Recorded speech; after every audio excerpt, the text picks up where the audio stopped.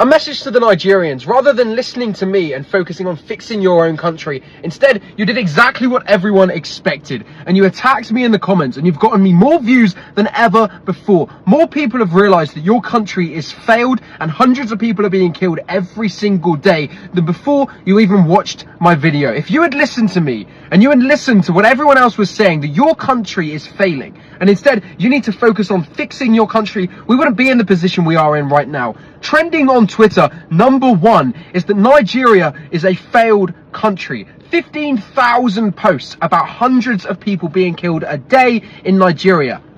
There is a reason for this. It is not because of people being sick of what's happening in Nigeria. It's because of people in Nigeria defending what's happening in Nigeria. For you to sit here and pretend, Nigerians, that your country is this utopia and this brilliant place full of engineering minds like you're trying to portray it as, you are an idiot. Nigeria truly is one of the most failed countries on the planet, where there are dead bodies on the side of the street and hundreds of people are being killed a day. And if you didn't spend the whole time attacking me in the comments of my videos about it, and you instead focused on fixing your country, not only would one, less people know about it, but two, you would actually have a good country for people not to make videos on attacking what's happening in there. Take a look in the mirror and realize the problem lies within. I am not the problem pointing out that your country is a failed state. Mr. Alex, I feel your pain. I can tell you that the entire Nigeria, even an unborn baby, knows that Nigeria is a failed state. But the problem of Nigeria and Africa in extension is pride in frivolous and trivial things. The trivial things we pride upon is alarming. Do you know why they will say, we know that we are failed, but we are not the one to tell us?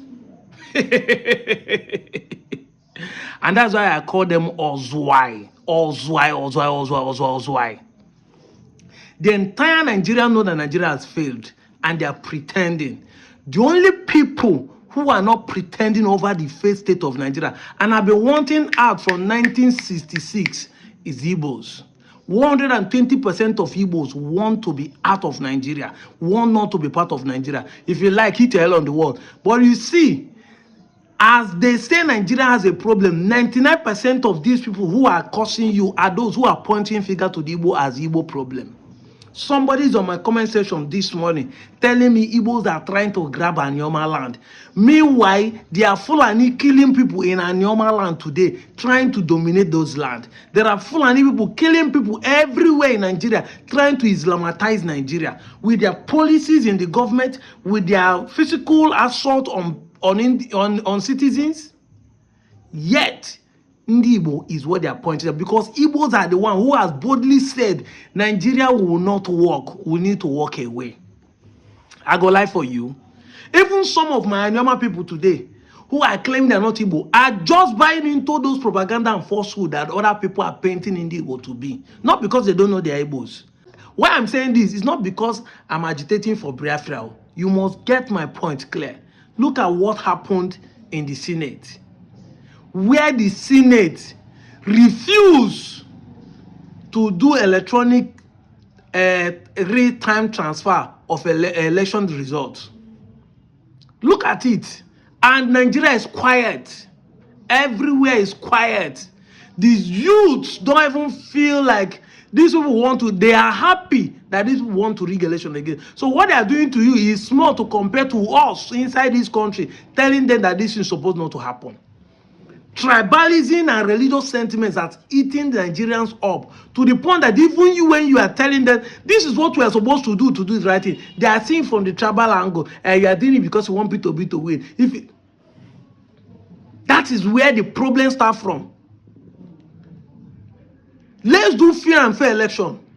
Tinubu is a president. There is no way you can remove incumbent president. It's not what we used to say. Yes, he has the army, he has the police, he has the judiciary, he has the House of Rep, he has the senator. About 30-something governors are already APCs. Everywhere is you. But why are they still afraid of free and fair election?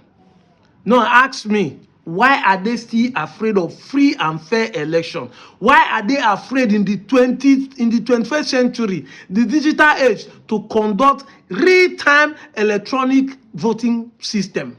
Why? Why are they afraid? Because they are the machineries used to make Nigeria a failed state. Why are they afraid? Why are Akpabio supporting it? Wetin dey fear una? Free and fair election. Simple. Come and vote.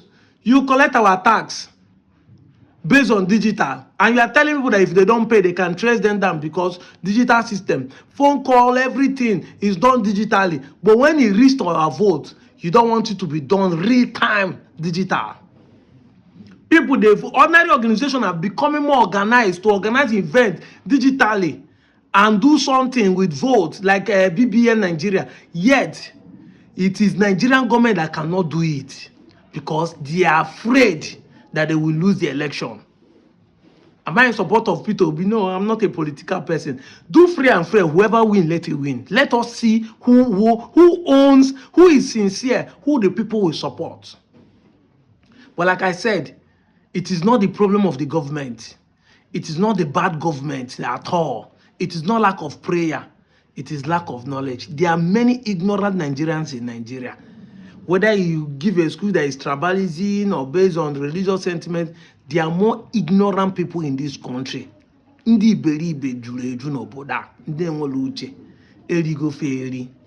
That's why I'm happy that this last time that Soludo do something, the Igbos did not fall victim of it. Because everybody is watching. Ha! Ndị Igbo want to start picking them and start killing themselves. Soludo is forcing them to do this at home. IPOB will come and kill somebody. Thank God. Ooh, shame on you guys. Igbo people shock on her. When I think say by now they for done the wage war in the southeast, everybody go they happy. Oh, you say Igbo people are killing themselves. Ooh, shame on you guys. It is good. Let Fulani continue to slaughter everybody in Nigeria. Let Fulani continue. And as some people say, come and tell me, say, get out, face your life. Hey, we are facing it now. Why are you angry? I'm out of here, Joe.